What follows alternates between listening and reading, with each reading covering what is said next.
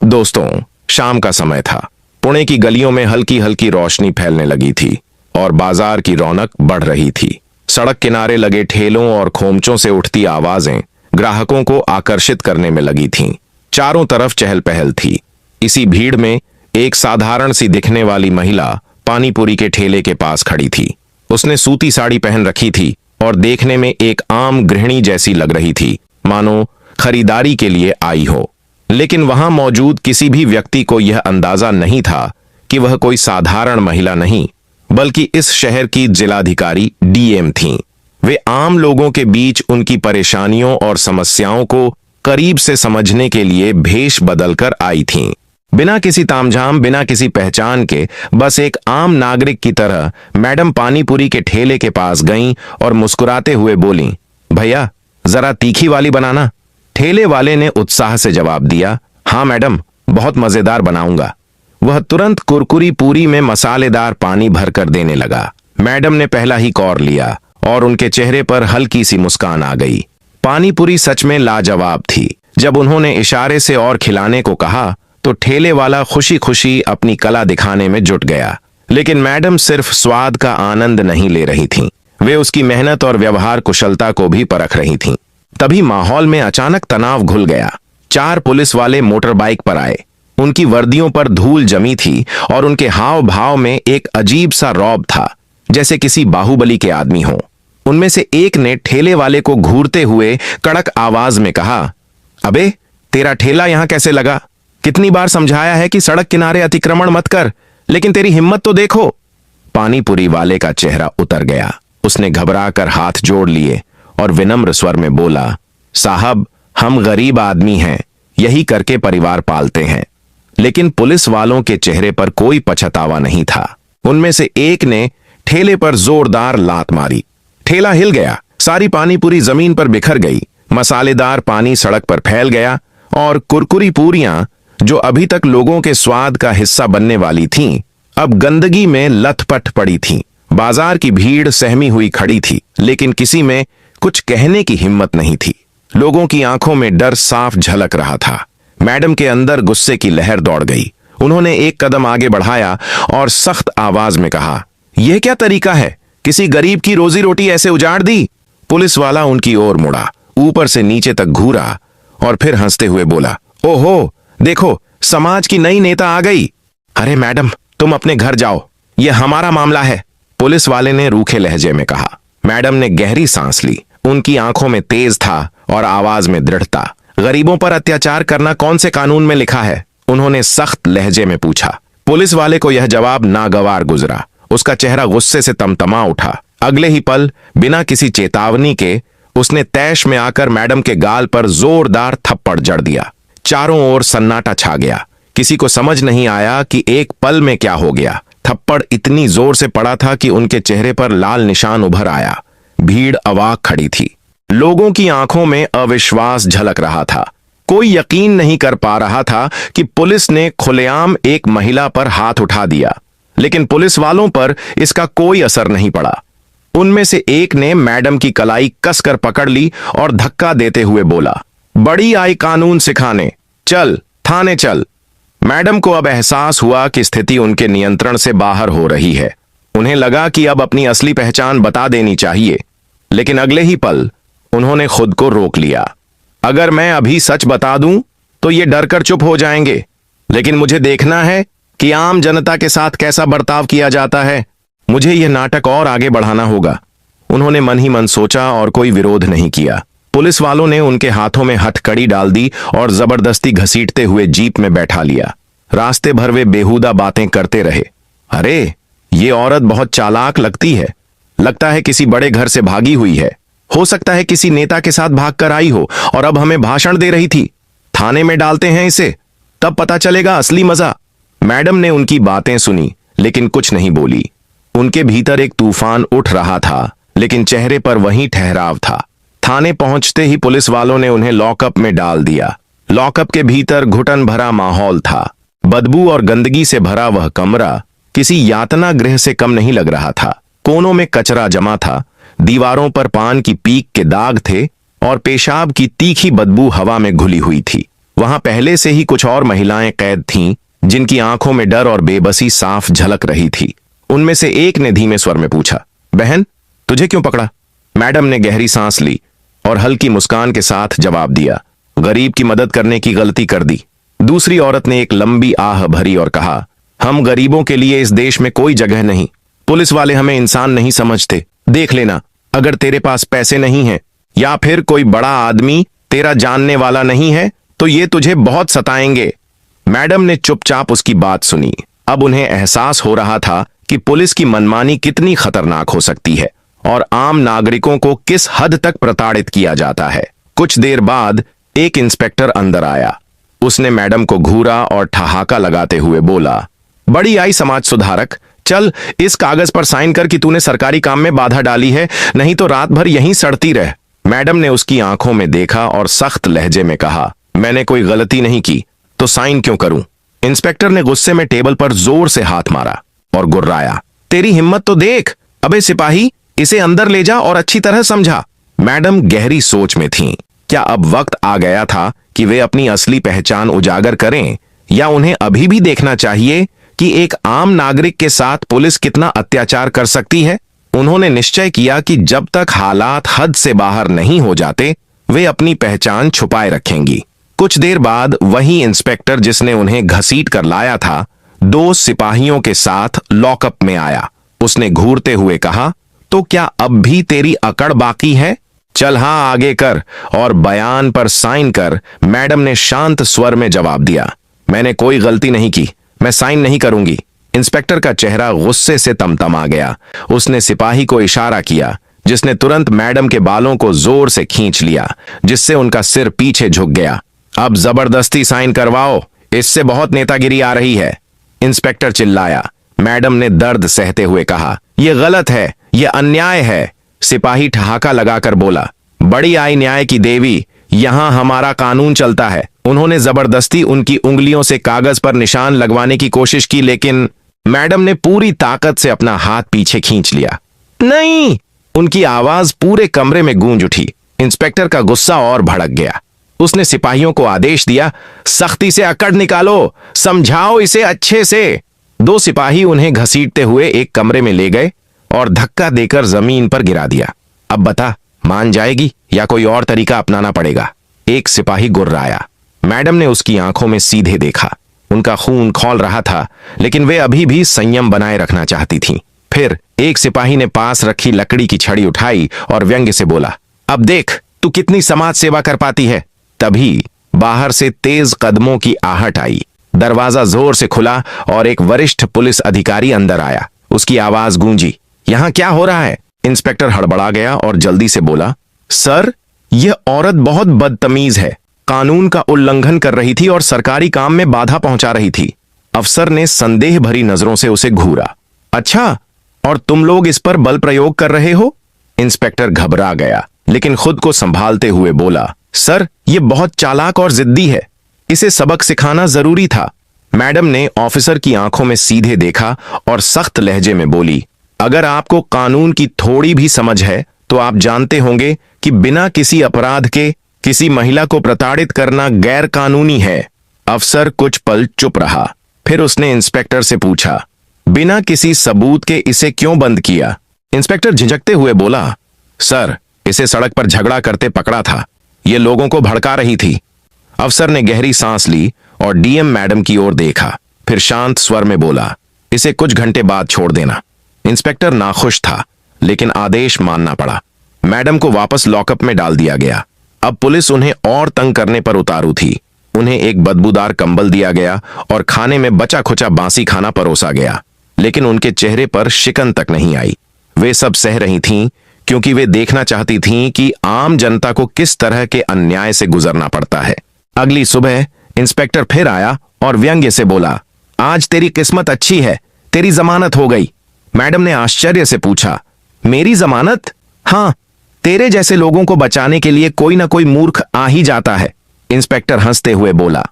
बाहर आकर उन्होंने देखा कि एक पत्रकार खड़ा था जिसने उनके लिए आवाज उठाई थी। मैडम, आप पर क्या आरोप लगाया गया? पत्रकार ने पूछा। मैडम ने हल्की मुस्कान के साथ जवाब दिया, कुछ नहीं, बस इंसानियत दिखाने की सजा मिली थी। अब वे सोच रही थीं, क्या यह सही वक्त है अपनी असली पहचान बताने का? थोड़ी दूर पर कुछ गरीब लोग अपनी शिकायत दर्ज कराने आए थे, लेकिन पुलिस वालों ने उन्हें धमका कर भगा दिया। एक बूढ़ी महिला रोते हुए गिड़गिड़ा रही थी, साहब, मेरे बेटे को बिना वजह पकड़ लिया गया है। मैं आपसे हाथ जोड़ती हूं, मेरी बात सुन लीजिए। दरोगा ने उसे घूरना भी जरूरी नहीं समझा, उल्टा दहाड़ा, भाग यहां से, वरना तुझे भी अंदर कर दूंगा। मैडम का खून खौल उठा, लेकिन उन्होंने खुद पर काबू रखा। उन्हें अपनी पहचान उजागर करने के लिए सही वक्त का इंतजार था। तभी एक पुलिस वाला उनकी ओर बढ़ा। वह पत्रकार के सवालों से बचने के लिए उन्हें जल्दी हटाना चाहता था। पुलिस वाला गुर्राया, चल भाग यहां से, जमानत मिल गई, अब तमाशा मत कर। मैडम ने गहरी सांस ली और धीमे स्वर में कहा, जमानत किसने दी? तेरे बाप ने? पुलिस वाला हंसते हुए बोला, नहीं, कोई और आया होगा, तुझे क्या फर्क पड़ता है? पत्रकार ने तुरंत सवाल किया, मैडम, आपको किस आधार पर गिरफ्तार किया गया? क्या पुलिस ने आपके साथ अनुचित व्यवहार किया? मैडम कुछ पल चुप रहीं, फिर मुस्कुराईं। अब समय आ गया था। उन्होंने अपनी जेब से मोबाइल निकाला और एक नंबर डायल किया। फोन की दूसरी तरफ से आवाज आई, जी मैडम, आदेश दीजिए। अब पुलिस वालों के चेहरे का रंग उड़ने लगा। इंस्पेक्टर चौकन्ना हो गया। उसने सिपाही से फुसफुसाकर पूछा, अबे, ये औरत आखिर है कौन? सिपाही घबराया, सर, हमें लगा कोई आम गरीब होगी, लेकिन अब शक हो रहा है। मैडम ने फोन पर सख्त लहजे में आदेश दिया, 5 मिनट में पूरी डीएम टीम के साथ पुलिस स्टेशन पहुंचो। इंस्पेक्टर के माथे पर पसीना छलक आया। चारों तरफ अफरा तफरी मच गई। कुछ ही देर में सायरन बजाती सरकारी गाड़ियां पुलिस स्टेशन के बाहर आकर रुकीं। वरिष्ठ अधिकारी उतरे और उनके पीछे डीएम ऑफिस की पूरी टीम थी। मैडम ने दृढ़ता से कदम बढ़ाए और गूंजती आवाज में बोली, मैं इस जिले की जिला अधिकारी डीएम हूं। इतना सुनते ही पुलिस वालों के होश उड़ गए। इंस्पेक्टर के पैर कांपने लगे, आंखें फटी रह गईं और उसके मुंह से एक शब्द भी नहीं निकला। जिन पुलिस वालों ने कल तक डीएम मैडम को थप्पड़ मारा था, वे अब पछता रहे थे। पत्रकार ने तुरंत कैमरा ऑन कर दिया और कहा, जिले की डीएम के साथ पुलिस ने बदसलूकी की, क्या यहां पुलिस का ही कानून चलता है? मैडम ने गहरी सांस ली और गरजते हुए बोली, आज मैंने अपनी आंखों से देखा कि आम आदमी को पुलिस स्टेशन में किस तरह टॉर्चर किया जाता है। गरीबों की कोई सुनवाई नहीं होती, महिलाओं के साथ बदसलूकी की जाती है और पुलिस खुद को भगवान समझने लगी है। लेकिन अब यह सब नहीं चलेगा। इंस्पेक्टर घुटनों के बल गिर पड़ा। मैडम, हमें माफ कर दीजिए, हमें नहीं पता था कि आप। मैडम ने गुस्से से उसकी बात काटते हुए कहा, अगर मैं डीएम नहीं होती तो क्या तुम मुझे यूं ही पीटते? किसी गरीब महिला के साथ भी ऐसा ही करते? अब पुलिस वालों को उनके की सजा मिलनी तय थी। पूरे पुलिस स्टेशन में सन्नाटा छा गया। जो पुलिस वाले कल तक डीएम मैडम पर रौब झाड़ रहे थे, थप्पड़ मार रहे थे, गालियां दे रहे थे, वे अब घुटनों के बल गिरे थे, हाथ जोड़कर गिड़गिड़ा रहे थे।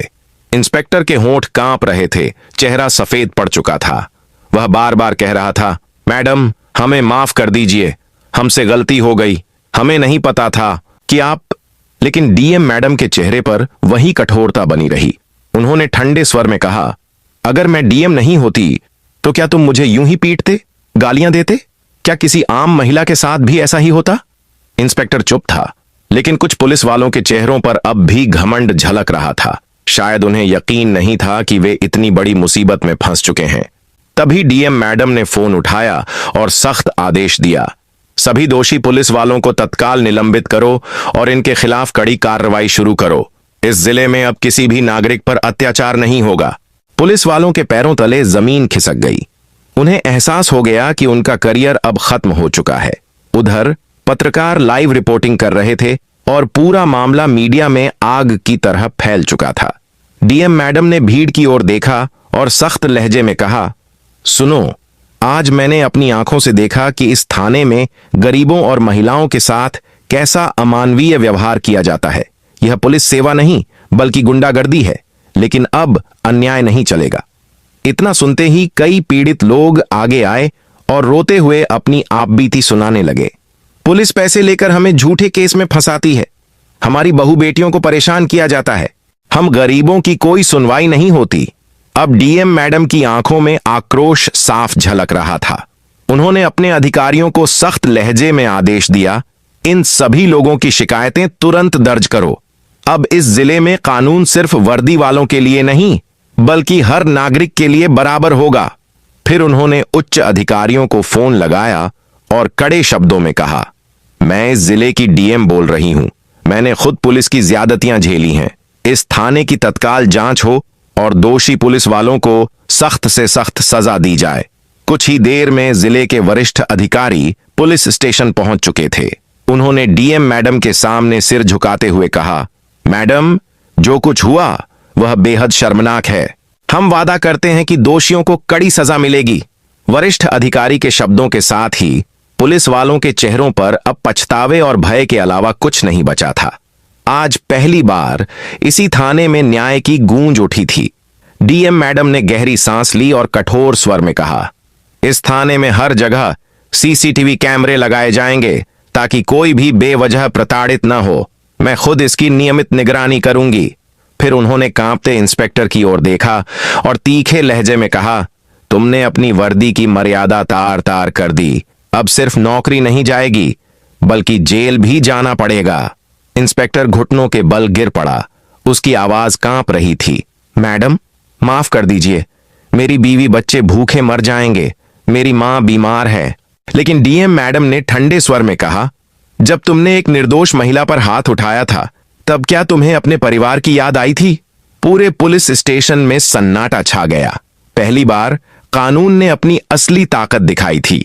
डीएम मैडम मीडिया की ओर मुड़ी और बुलंद आवाज में कहा, कोई भी कानून से ऊपर नहीं है। अगर पुलिस जनता की रक्षक बनेगी तो उसे सम्मान मिलेगा, लेकिन अगर वह अत्याचार करेगी तो जवाबदेही तय होगी। खबर आग की तरह फैल गई। सोशल मीडिया पर वीडियो वायरल हो चुका था। लोग डीएम मैडम की ईमानदारी और साहस की सराहना कर रहे थे। वहीं दोषी पुलिसकर्मियों के खिलाफ सख्त कार्रवाई शुरू हो चुकी थी। अब जिले में बदलाव की लहर दौड़ गई थी। भ्रष्ट अधिकारियों को निलंबित कर दिया गया और उनकी जगह ईमानदार अफसरों की नियुक्ति की गई। यह सिर्फ एक घटना नहीं थी, बल्कि एक नई व्यवस्था की शुरुआत थी, जहां न्याय और ईमानदारी सर्वोपरि थे। कुछ दिनों बाद एक सुबह डीएम मैडम मीडिया के सामने आई और बुलंद आवाज में कहा, अब इस जिले में जनता का पुलिस पर विश्वास बढ़ रहा है, लेकिन हमारी जिम्मेदारी सिर्फ कानून लागू करने तक सीमित नहीं है। हमें अपनी शक्ति का उपयोग जनहित में करना होगा, ताकि हर नागरिक को न्याय मिल सके और पुलिस उनकी रक्षक बने। ना कि उनका डर। उनके शब्दों ने पूरे जिले में नई उम्मीद जगा दी। अब लोग पुलिस से डरने के बजाय उनकी जवाबदेही तय करने लगे। उन्हें यकीन हो गया कि सच बोलने पर डीएम मैडम जैसे ईमानदार अधिकारी उनके साथ खड़ी रहेंगी। दोषी पुलिस अधिकारी अब अपनी सजा भुगत रहे थे। उन्हें एहसास हो चुका था कि सत्ता के दुरुपयोग ने न सिर्फ उनके करियर को खत्म कर दिया, बल्कि उनकी इज्जत भी मिट्टी में मिला दी। यह सिर्फ एक कार्रवाई नहीं, बल्कि एक कड़ा संदेश था। जो भी अपनी ताकत का गलत इस्तेमाल करेगा, उसे अंजाम भुगतना ही पड़ेगा। डीएम मैडम की निडरता ने न्याय और सच्चाई की एक नई मिसाल कायम की। उन्होंने साबित कर दिया कि अगर एक व्यक्ति अन्याय के खिलाफ डटकर खड़ा हो जाए तो पूरा सिस्टम बदल सकता है। इस घटना ने सभी को यह सिखाया कि कानून से ऊपर कोई नहीं, चाहे वह कितना भी बड़ा अधिकारी क्यों ना हो। सच्चा सम्मान उसी का होता है जो अपनी शक्ति का उपयोग सही तरीके से करता है। डीएम मैडम ने न केवल एक भ्रष्ट अधिकारी को सजा दिलाई, बल्कि हर गरीब और पीड़ित को उनका हक दिलाने की पहल भी की। उन्होंने दिखा दिया कि बदलाव की शुरुआत हमें खुद करनी होगी, सिर्फ दूसरों से उम्मीद रखनी होगी। यह घटना हमें सिखाती है कि अपने कर्तव्य को निभाने में कभी डरना नहीं चाहिए। ईमानदारी और सच्चे प्रयासों से हर अन्याय के खिलाफ लड़ाई जीती जा सकती है। हमें अपने जीवन में सच्चाई, ईमानदारी और कर्तव्य के प्रति निष्ठा बनाए रखनी चाहिए, क्योंकि यही मूल्य हमें एक मजबूत और न्यायप्रिय समाज की ओर ले जाते हैं। यह कहानी सिखाती है कि हर व्यक्ति में बदलाव लाने की ताकत होती है। अगर हम अन्याय के खिलाफ खड़े हो और सच का साथ दें, तो न्याय की जीत निश्चित है। एक सही कदम समाज को नई दिशा दे सकता है। जरूरी है कि हम किसी भी क्षेत्र में हो, अन्याय के खिलाफ आवाज उठाएं और ईमानदारी से अपने कर्तव्य का पालन करें। बदलाव के लिए सिर्फ एक मजबूत इरादा और सच्चे प्रयास की जरूरत होती है। अगर आपको यह कहानी पसंद आई हो तो लाइक और शेयर करें और हमारे चैनल शुभ ज्ञान सागर को सब्सक्राइब करें। मिलते हैं अगली वीडियो में।